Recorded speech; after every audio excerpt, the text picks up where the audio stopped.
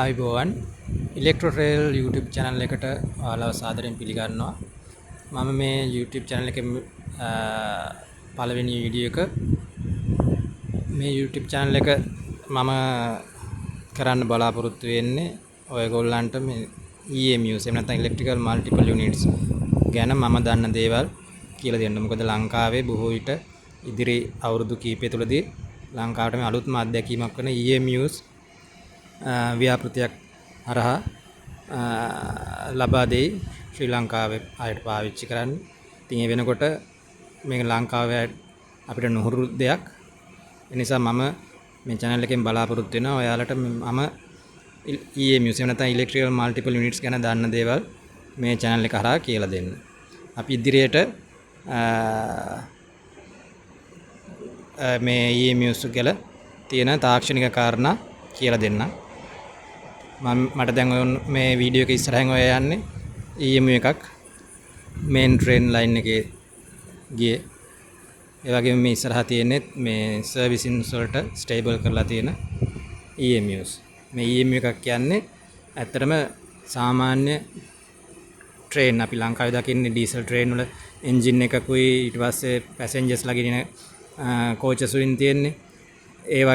ඒ වගේ නෙමෙයි electrical multiple unit එකක් කියපුවාම මේ මුළු ට්‍රේන් එකම යුනිට් එකක්. මේ වගේම මම දැක්කා ඇමති ප්‍රවාහන ඇමතිවරයාත් කියලා තිබ්බා මේ DMUs ගෙනනවා කියලා. ඒ කියන්නේ ඩීසල් මල්ටිපල් යුනිට්ස් ලංකාවට ගෙනනවා කියලා.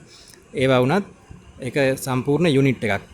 කෝචස් වෙනම ගලවලා අයින් කරන්නේ නැති සම්පූර්ණ යුනිට් එකක්. එක කෝචස් වලට එක අනන්‍ය ලක්ෂණ තියෙනවා. ඒ වගේම තමයි මේ EMUs කියන්නේ electrical multiple units. මේවා මේ එන්ජින් එකත් ඉතුරු කෝචස් ඔක්කොම හැම දෙයකටම ඒවට අනන්‍ය වූ හැකියාවන් තියෙනවා. ඒ වගේම තමයි මුළු කෝච් එකම සම්පූර්ණ වෙන්නේ.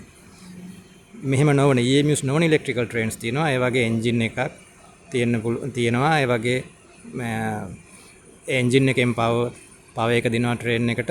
ඉතුරු කෝච්චි ටික ඉතුරු පෙට්ටිය ටික සාමාන්‍ය අපේ ලංකාවේ තියෙන කෝච්චි වගේ පෙට්ටිය දීනවා. ඒ සාමාන්‍ය ඉලෙක්ට්‍රිකල් ට්‍රේන්ස් මේවා මේ EMUs කියන එක මේ වගේ ඒ අවස්ථාවන් වලට අනුව ඒ කියන්නේ ඒ arrangement එක අනුව එක පෙට්ටියක් නෙමෙයි එන්ජින් එක විතරක් නෙමෙයි එන්ජින් එක කියලා විශේෂ දෙයක්කුත් නැහැ. මේ හැම පෙට්ටියකටම පුළුවන් බලය ලබා දෙන්න කෝච්චි ඉස්සරහට යන්න. හරි අපි ඉතින් මේ වගේ වීඩියෝස් එක මම ඔයාලට විස්තර වශයෙන් ඉදිරියේදී වීඩියෝස් වලදී ගෙනත් කියලා දෙන්නම් EMUs ගැන මම දන්න තොරතුරු.